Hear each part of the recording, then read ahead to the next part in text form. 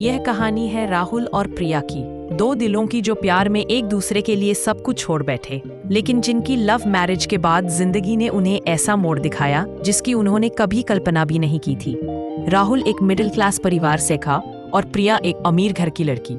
दोनों एक ही कॉलेज में पढ़ते थे।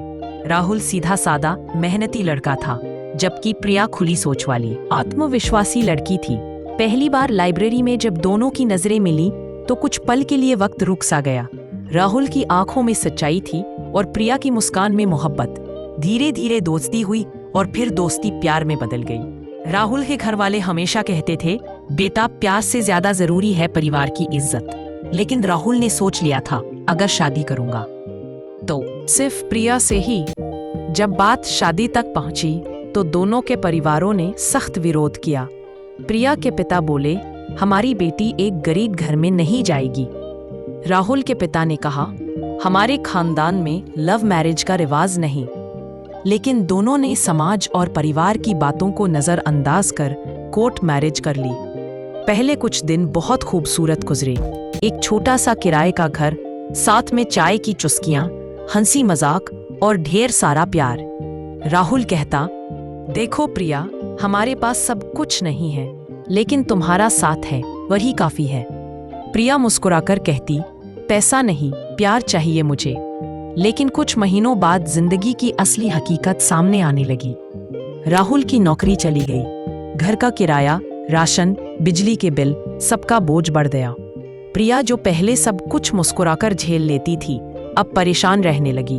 वो अक्सर कहती, जब सब पता था तो बिना प्लान के शादी क्यों की। राहुल चुप रहता। उसे पता था वो सही है, लेकिन अब पछताने का कोई फायदा नहीं था।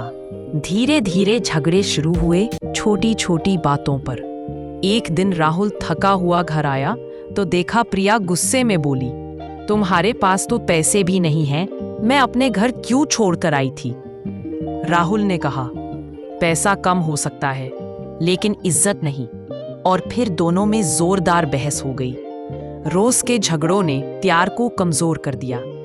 राहुल की माँ ने भी ताना दिया, देखा, हमने मना किया था, ये वही लड़की है जो तुम्हें छोड़ जाएगी। प्रिया को भी अपने परिवार की याद सताने लगी। वो कई बार रोती और सोचती, क्या मैंने गलती की।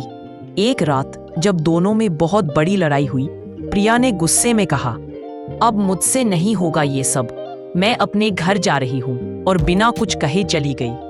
राहुल की आंखों में आंसू आ गए। उसने पहली बार महसूस किया कि प्यार सिर्फ एक सपना नहीं, एक जिम्मेदारी भी है। उसने खुद से वादा किया कि वो कुछ बनेगा, ताकि किसी को ये ना लगे कि प्यार करने वाले सिर्फ सपने देखते हैं, मेहनत नहीं करते। कुछ महीने बाद राहुल ने अपनी पूरी जान लगाकर मेहनत की। उसे एक अच्छी नौकरी मिल गई। प्रिया यहाँ होती तो मैं उसे दिखाता कि मैं नाकाम नहीं हूँ। एक दिन प्रिया का फोन आया। वो बोली, राहुल, मैंने तुम्हें माफ कर दिया, लेकिन अब मैं पहले जैसी नहीं रही। राहुल बोला, मैं भी वही नहीं रहा। अब मैं समझ गया हूँ कि प्यार में साथ रहना ही सबसे बड़ी जीत है। दोनों ने फिर मिलने का फैसला किया।